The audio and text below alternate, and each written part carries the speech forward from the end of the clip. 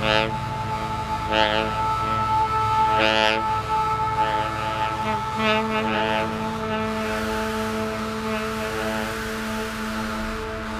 name is Lindsay Montgomery and I'm a visual artist, and I work with puppetry and installation and sculpture and ceramics. I studied ceramics at Sheridan College and then at Nova Scotia College of Art and Design.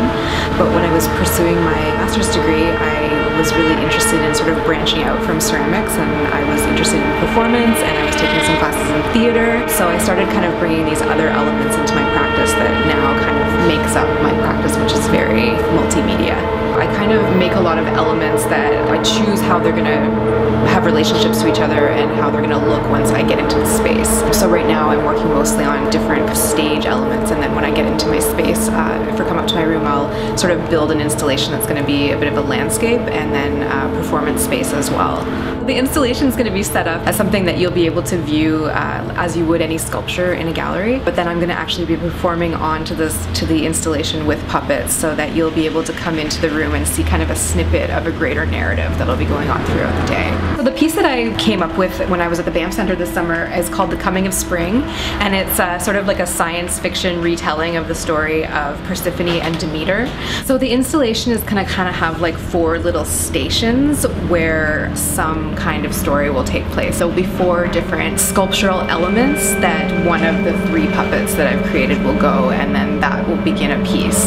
And then sort of in between that, the puppets will just be doing what anyone would be doing when they're not, you know, going to work or going to school. There's going to be pieces that will reference technology, and parts of time where they'll just be resting. I have musicians and other people coming to accompany me with sound, and when the musicians come in and begin the sound work, then I'll move into a more structured performance.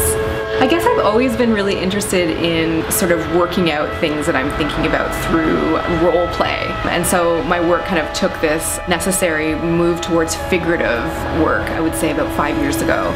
And since then I've been, like, you know, experimenting with different ways to use figures to tell a story. So ultimately my work is about storytelling and whatever the different elements of the story I want to tell at this moment, and trying to use like a lot of historical storytelling methods that are not necessarily in our digital culture anymore. So things like puppetry and shadow shows and a live performance that I'm looking at old sort of cabaret styles to influence this work.